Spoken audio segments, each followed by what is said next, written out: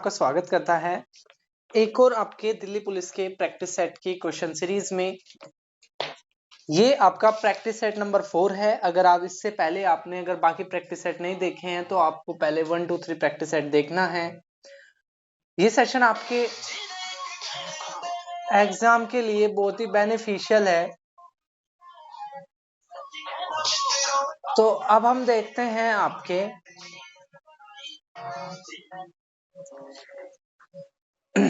पहला क्वेश्चन कह रहा है कि इनमें से कौन सी कॉमर्शियल क्रॉप नहीं है। ठीक है, कौन सी एक कैश क्रॉप नहीं है। तो बेसिकली क्या है कैश क्रॉप? कैश क्रॉप आपकी नकदी फसलें होती है। तो बेसिकली क्या है जो आपका कॉटन है। ठीक है, कॉटन भी आपकी क्या होती है एक कैश क्रॉप होती है। मार्केट में बेचने के लिए आप यूज करते हो, जूट को भी करते हो, शुगर केन को भी करते हो। लेकिन जो वीट है वो एक स्थायी निर्वाह कृषि होती है। ठीक है, अगला क्वेश्चन कह रहा है, अगर हम बात करें क्वेश्चन नंबर 2 की, तो कौन सा कह रहा है कि भाई कौन सा वो पहला वो देश है जिसने स्टैंडर्ड के रूप में गोल्ड को स्वीकार किया था। बेसिकली क्या होता है जब आप करेंसी छापते हो तो आपको उतने अमाउंट का गोल्ड रखना होता है। ठीक है, तो ऐसी ये जो प्रथा है ये सबसे पहली बार किस देश ने शुरू करी थी? तो सबसे पहली बार ब्रिटेन ने ये प्रथा शुरू करी थी कि भाई बेस रूप में क्या रख दिया, गोल्ड को रख दिया। क्वेश्चन नंबर 3 ये कह रहा है कि नेशनलाइज जो हुआ था, जो दूसरा दौर था, भारत में 2 बार बैंकों का राष्ट्रीयकरण हुआ। राष्ट्रीयकरण मतलब प्राइवेट प्रॉपर्टी से उनको सरकारी प्रॉपर्टी बना दिया गया। एक बार 1969 में और एक बार 1980 में। तो वो ये कह रहा है कि जब दूसरी बार नेशनलाइजेशन हुआ था 1980 में, तो कितने बैंकों का हुआ था? 1969 में तो 14 का बैंकों का हुआ था और 1980 में ये हुआ था 6 बैंकों का। तो इसका जो सही आंसर आ जाएगा वो आ जाएगा 6। ठीक है, 6 सही आंसर आ जाएगा इस क्वेश्चन का। अगला कह रहा है कि कौन सी 5 ईयर प्लान का टारगेट ये था सोशल जस्टिस और इक्विलिटी, सामाजिक न्याय और समानता। कौन से पंचवर्षीय योजना का प्लान था? ठीक है, तो इसका जो सही आंसर है वो है आपका 9वीं पंचवर्षीय योजना का प्लान था।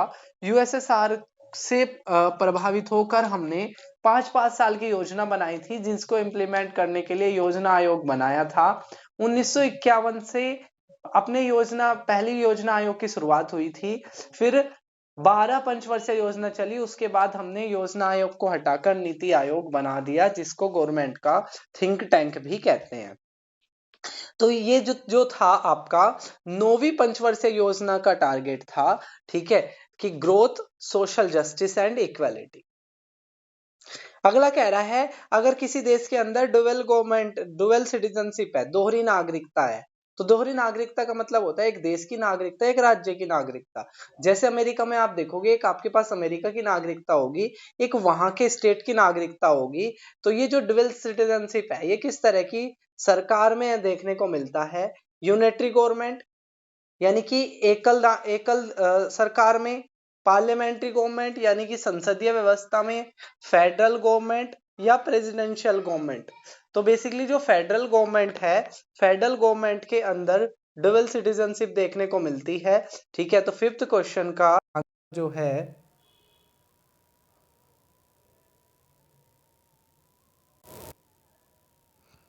फिफ्थ क्वेश्चन का जो आंसर है वो आपका सी है। अगर हम बड़े पे तो नेक्स्ट क्वेश्चन कह रहा है कि इनमें से कौन सी पर्सनल फ्रीडम से रिलेटेड है? तो बेसिकली क्या है आपका कि आर्टिकल 32 के तहत जो सुप्रीम कोर्ट है वो गार्जियन है फंडामेंटल राइट का, और वो इसके लिए 5 तरह की रिट जारी करता है। ठीक है, फंडामेंटल राइट को इंप्लीमेंट कराने के लिए वो 5 तरह की रिट जारी करता है। तो उसमें एक आपकी ये पूछ रहा है कि पर्सनल फ्रीडम से कौन सी जुड़ी हुई है। ठीक है, तो एक है आपकी सेरेटियोरी को कहते हैं कॉल फॉर रिकॉर्ड, जिसके लिए वो क्या करता है सारा रिकॉर्ड मंगा लेता है। प्रोहिबिशन जिसको बोलते हैं निषेध। ठीक है, यानी कि किसी की इन्वॉल्वमेंट को रोक देता है सुप्रीम कोर्ट की आप इस पर्टिकुलर केस में इन्वॉल्व नहीं होंगे। मैंडामस परमादेश, ठीक है, यानी कि सुप्रीम कोर्ट अपने जो लोअर कोर्ट है उनको किसी डिसीजन को इंप्लीमेंट करने के लिए आदेश दे देता है। और हीबियस कॉर्पस 24 घंटे के अंदर डीएम के सामने पेश होना होता है। तो इसका जो सही आंसर वो हीबियस कॉर्पस है। अगला कह रहा है कौन सा स्टेट लिस्ट के अंदर है, तो शेड्यूल 7 के तहत बेसिकली 3 लिस्ट होती है, central list, state list, concurrent list. Central list में वो मुद्दे होते हैं जिन पे सिर्फ केंद्र सरकार डिसीजन लेती है, जैसे कि डिफेंस, जैसे कि आर्मी, जैसे कि बैंक, जैसे कि इंटरनेशनल रिलेशन। और स्टेट लिस्ट में वो मुद्दे होते हैं जिन पर सिर्फ राज्य सरकार काम करती है। तो जो एग्रीकल्चर है, यहाँ पर एग्रीकल्चर स्टेट लिस्ट का मुद्दा है। एजुकेशन पहले स्टेट का था, अब ये समवर्ती सूची कॉन्करेंट लिस्ट का मुद्दा है, यानी कि दोनों मिलकर काम करते हैं। डिफेंस और क्रिमिनल लॉ ये आपके सेंट्रल के मुद्दे हैं।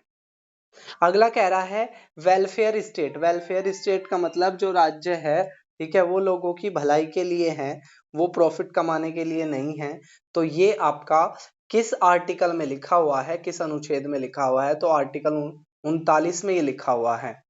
अगला कह रहा है जो सिंधु घाटी सभ्यता थी, सबसे पुरानी सभ्यता मानी जाती है, नगरीय सभ्यता थी, 1921 में इसकी खोज हुई थी। तो इसका सबसे बड़ा स्थल कौन सा था, तो इसका सबसे बड़ा स्थल था आपका राखीगढ़ी। लोथल की बात करें तो लोथल यहाँ का एक पोर्ट टाउन था, पत्तन नगर था, ठीक है। चंद्रुहारो यहाँ का एक इंडस्ट्रियल टाउन था, ठीक है। अगला कह रहा है कि भारतीय किस राजा की परमिशन से ईस्ट इंडिया कंपनी ने पहली फैक्ट्री स्थापित करी थी सूरत में 1616 में। तो ईस्ट इंडिया कंपनी 1600 में बनी थी। ब्रिटेन की महारानी ने एक अधिकार दिया था, और ये जहांगीर के दरबार में सबसे पहली बार स्टीफन हॉकिंस आए, और फिर 1608 में, और फिर थॉमस रॉय परमिशन लेने के लिए आए। तो इसका जो सही आंसर है वो है जहांगीर। अगला कह रहा है भारत के अंदर local self government. Local self government का मतलब होता है पंचायती राज व्यवस्था। जिस तरीके से आज पंचायत होती है उसी तरह की व्यवस्था। तो भारत में जो लोकल सेल्फ गवर्नमेंट है, इसके फादर माना जाता है लॉर्ड रिपन को, ठीक है, लॉर्ड रिपन को इसके फादर माना जाता है। अगला एक क्वेश्चन आपका हमेशा न्यूज़पेपर से रिलेटेड क्वेश्चन आता ही है। तो पूछ रहा है न्यू इंडिया नाम का न्यूज़पेपर की शुरुआत किसने करी थी। तो न्यू इंडिया नाम के न्यूज़पेपर की शुरुआत करी थी विपिन चंद्र पाल ने, ठीक है। इसके अलावा बाकी चीज देखे, महात्मा गांधी की ऑटोबायोग्राफी का नाम है माई एक्सपेरिमेंट विद ट्रूथ। दादा भाई नौरोजी ने ड्रेन्स ऑफ वेल्थ थ्योरी दी थी, और British and poverty and British rule in India नाम की बुक लिखी थी। लाला लाजपत राय ने गणेश फेस्टिवल की शुरुआत करी थी महाराष्ट्र के अंदर। ये चीज आपने याद रखनी है। अगला क्वेश्चन कह रहा है वो कि नालंदा महाविहार किसने स्थापित किया था। नालंदा महाविहार किसने स्थापित किया था, तो गुप्ता डायनेस्टी के कुमार गुप्त ने नालंदा महाविहार नाम के यूनिवर्सिटी को बनाया था, ठीक है, जो गुप्ता डायनेस्टी, जिसको golden period of Indian history भी कहते हैं। अगला कह रहा है जो 10 अवतार मंदिर है, 10 अवतार किस शैली में है, तो 10 अवतार एक तो नगर नगर शैली में है, ये तो क्वेश्चन में दे रखा था। पूछा 10 अवतार मंदिर कहाँ है, तो बेसिकली जो 10 अवतार मंदिर है वो आपका देवगढ़ में, ठीक है।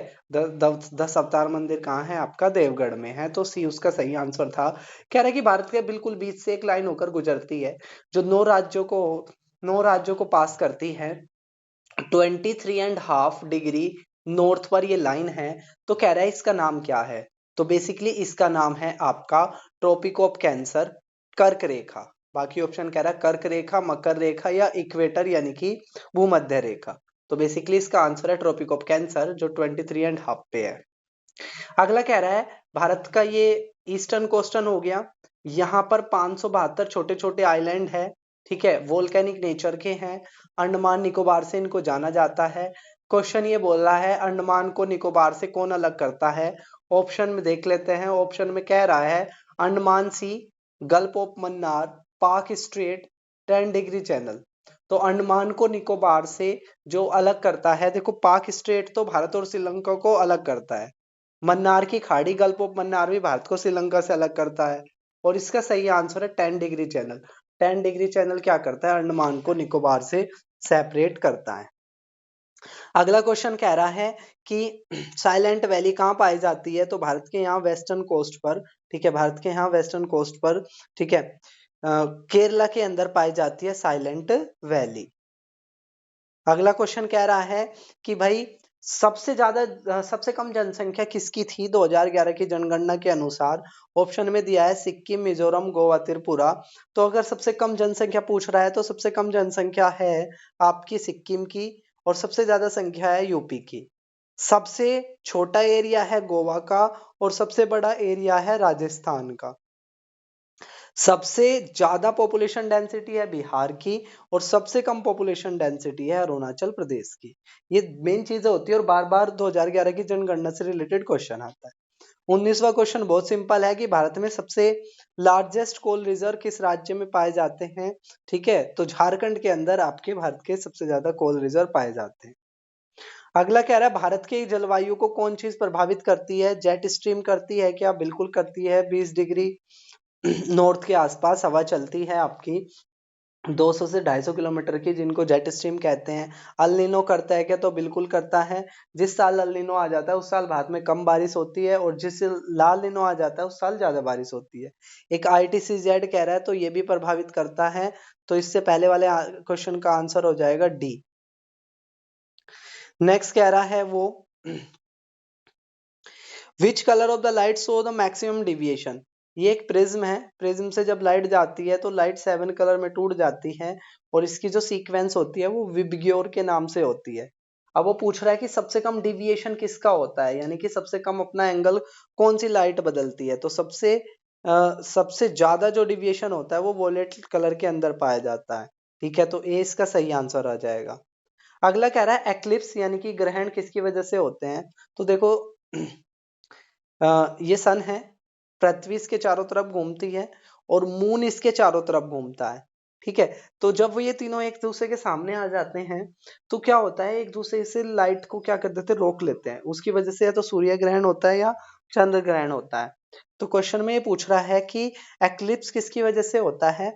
तो देखो, ना तो रिफ्रैक्शन की वजह से होता है। रिफ्रैक्शन होता है जब लाइट एक माध्यम से दूसरे माध्यम में चलती है तो वो अपना रास्ता बदल लेती है, उसको रिफ्रैक्शन बोलते हैं। रिफ्लेक्शन होता है जब लाइट किसी चीज से टकराए और टकरा कर वापस आ जाए, उसे रिफ्लेक्शन कहते हैं। और अगला होता है डिफ्रैक्शन। तो डिफ्रैक्शन भी नहीं होता। इसका भी सही आंसर क्या है? डी। 22 का सही आंसर है डी।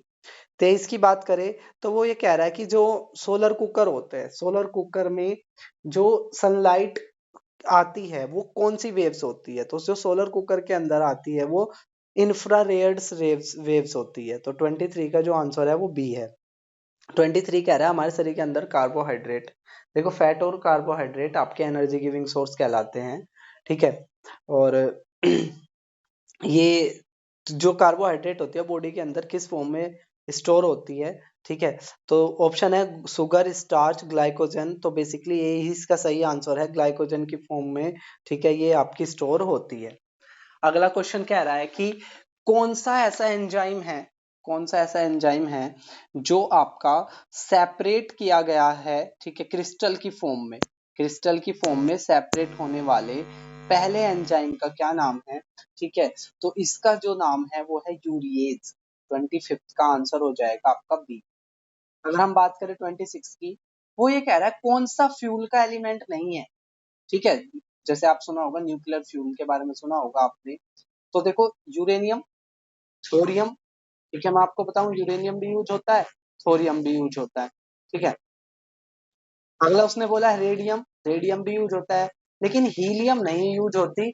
हीलियम एक गैस है, और जो आपकी गुब्बारों के अंदर बेसिकली पाई जाती है ये गैस। ठीक है, इसका ईंधन से कोई लेना देना नहीं है हीलियम का। अगला क्वेश्चन कह रहा है इनमें से कौन सी गैस ऐसी है जो पानी में आसानी से घुल जाती है? Carbon dioxide, chlorine, hydrogen sulphide, या अमोनिया।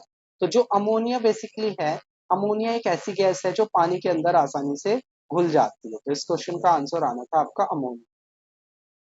अगला कह रहा है कि जो ये साइंस का क्वेश्चन है, बेसिकली एटम होता है, एटम के अंदर जो सेंटर होता है, इस सेंटर में क्या क्या चीजें होती है? तो सेंटर के अंदर एक तो सेंटर के न्यूक्लियस में आपका प्रोटॉन होता है और न्यूट्रॉन होता है, जबकि इलेक्ट्रॉन इसके क्या करता है, चारों तरफ चक्कर काटता है। प्रोटॉन और न्यूट्रॉन अंदर होते हैं, इलेक्ट्रॉन पे नेगेटिव चार्ज होता है, प्रोटॉन पे पॉजिटिव चार्ज होता है, न्यूट्रॉन पर कोई भी चार्ज नहीं होता, और इलेक्ट्रॉन इसके चारों तरफ चक्कर लगा। तो इससे जो पहले वाला क्वेश्चन था, ठीक है, उसका अपना आंसर हो जाएगा, ठीक है, इसका आंसर हो जाएगा अपना सी। ठीक है, इसका आंसर हो जाएगा अपना सी। अब हम बढ़ते हैं अगले क्वेश्चन की तरफ। Which of the following species are critically endangered. तो IUCN क्या करता है, लिस्टिंग करता है जिनकी संख्या बहुत ज्यादा है, कम है, बिल्कुल खत्म हो गई, तो जैसे कि एक्सटिंक्ट, डेंजर, क्रिटिकली इंडेंजर्ड। तो कह रहा है क्रिटिकली इंडेंजर्ड यानी कि जिन पे खतरा है, तो व्हाइट बेलिड हॉर्न, इसके अलावा river terrapins, Cuban kids, all of these. जब भी इस तरह का क्वेश्चन आए तो most probably all of these ही आंसर जाएगा। ठीक है, ये चीज आपने याद रखना। अगला कह रहा है कि भारत में कौन से तरह के कोरल लीफ मिलते हैं। तो कोरल लीफ क्या होता है, जब समुद्री जीवों की डेथ हो जाती है तो उनके अवशेष पर एक आइलैंड बन जाता है जिनको हम कोरल लीफ कहते हैं। ये कोरल लीफ 3 तरह के होते हैं, ठीक है, और भारत में क्या है, ये तीनों ही तरह के पाए जाते हैं। तो इसका जो आंसर आएगा वो आ जाएगा डी। ठीक है, और अगर पूछे सबसे बड़ा कोरल लीफ कहाँ है, तो सबसे बड़ा कोरल लीफ आपका ऑस्ट्रेलिया के अंदर। अगला कह रहा है हेरिटेज को अडॉप्ट करने को लेकर, जितने भी आपके जैसे लाल किला हो गया, इंडिया गेट हो गया, इस तरह की धरोहर को अडॉप्ट करने को लेकर कौन सी योजना शुरू करी गई है। स्वदेश यात्रा, ठीक है, पर्यटन पर्व, मोन्यूमेंट मित्रा, या देश विदेश योजना। तो बेसिकली उस समय का 2017 की ये बात है, उस समय का करंट अफेयर्स है ये। ठीक है, तो पर्यटन पर्व उस समय का है, पर्यटन पर्व। लेकिन आज के टाइम में अगर हम बात करें तो आज के टाइम में जो इसका आंसर है वो है मोन्यूमेंट मित्रा। ठीक है, अभी कुछ दिन पहले का ही करंट अफेयर्स है। मोन्यूमेंट मित्रा नाम की एक स्कीम चलाई गई है, वो इसी चीज को लेकर चलाई गई है कि आप क्या करो, ठीक है, कि प्राइवेट प्लेयर भी आएगा किसको सुरक्षित करने को लेकर, मॉन्यूमेंट को बचाने को लेकर। अगर हम अगले क्वेश्चन की बात करें, ठीक है, तो अगला क्वेश्चन कह रहा है कि इनमें से कौन सा ऐसा राज्य है जिसने अपने यहाँ जो उच्च शिक्षा होती है, हायर एजुकेशन के अंदर, ठीक है, हायर एजुकेशन के अंदर स्किल्स को डेवलपमेंट कराने का प्रोग्राम शुरू किया है। तो इस राज्य का जो नाम है, इस राज्य का नाम है आपका राजस्थान। ठीक है, उस समय का करंट अफेयर्स का क्वेश्चन है। आपको गलत भी हो रहा है तो आपको परेशान नहीं होना है, क्योंकि ये आपके क्वेश्चन में नहीं आएगा। अगला कह रहा है, ये भी करंट अफेयर्स का ही क्वेश्चन है, WHO। ठीक है, लेकिन एडिशनल हम देख लेते हैं, आप लोग आए हो तो आपका कुछ ना कुछ बेनिफिट होना चाहिए। तो WHO वर्ल्ड हेल्थ ऑर्गेनाइजेशन और WTO दोनों का हेडक्वार्टर आपका जिनेवा स्विट्जरलैंड में है। और इन्होंने अक्टूबर 2007 में, ठीक है, किससे बचने को लेकर एक गाइडलाइन जारी करी थी। तो चाइल्डहुड ओबेसिटी यानी कि छोटे छोटे बच्चे आजकल क्या होता है, जंक फूड खाते हैं और उनका ना मोटापा बढ़ जाता है, उसको लेकर इन्होंने ऐसे बोला था। अगला अगर हम क्वेश्चन की बात करें तो अगला कह रहा है नासा का एक मिशन है माविन नाम का, जिसने किस प्लेनेट के पे बोला है कि उसके पास मैग्नेटिक टेल है। ठीक है, तो नासा अमेरिका की एजेंसी का नाम है। और वीनस के बारे में एडिशनल बात बताओ, मॉर्निंग और इवनिंग स्टार इसको कहते हैं। ठीक है, ट्विन पृथ्वी का ट्विन ग्रह भी कहते हैं। सैटर्न के पास रिंग होती है। और जब टेलीस्कोप की खोज करी गैलीलियो गैलीली ने, उसके बाद ही नेपच्यून को हम देख पाए, पहले नहीं पता था हमें। ठीक है, तो सही जो आंसर है वो मार्स है। ठीक है, मार्स, जिसको रेड प्लेनेट के नाम से भी जाना जाता है आयरन ऑक्साइड की प्रेजेंस के कारण। अगला क्वेश्चन कह रहा है कि भाई अगला क्वेश्चन कह रहा है कि कौन सी कंट्री ने योगा को एज अ स्पोर्ट एक्टिविटी के रूप में शामिल कर लिया है। तो इस क्वेश्चन में ऑप्शन दे रखा है इंडिया, ईरान, सऊदी अरब, इराक।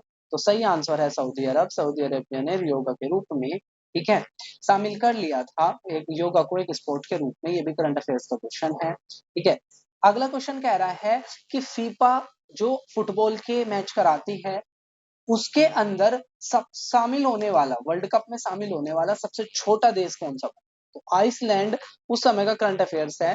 ठीक है, आप लोगों को कमेंट बॉक्स में बताना है कि फीफा के अंदर भारत की फिलहाल रैंकिंग कितनी है। ठीक है, फीफा के अंदर भारत की रैंकिंग कितनी है। अगला क्वेश्चन ये कह रहा है, ठीक है, अगला क्वेश्चन ये कह रहा है कि भाई भारत के कौन से कंट्री 26 मार्च को नेशनल डे के रूप में मनाता है। ठीक है, तो 26 मार्च को बांग्लादेश जो है वो अपने नेशनल डे के रूप में मनाता है। नेक्स्ट अगर हम बात करें तो नेक्स्ट क्वेश्चन कह रहा है आपका, ठीक है, क्वेश्चन नंबर 39 कि किसको विष्णुदास भावे पुरस्कार से सम्मानित किया गया। तो उस समय का ये करंट अफेयर्स का क्वेश्चन है, ठीक है, तो आपको परेशान नहीं होना है। मोहन जोशी को दिया गया, ठीक है। इन क्वेश्चंस को हम बाद में आपका देख लेंगे।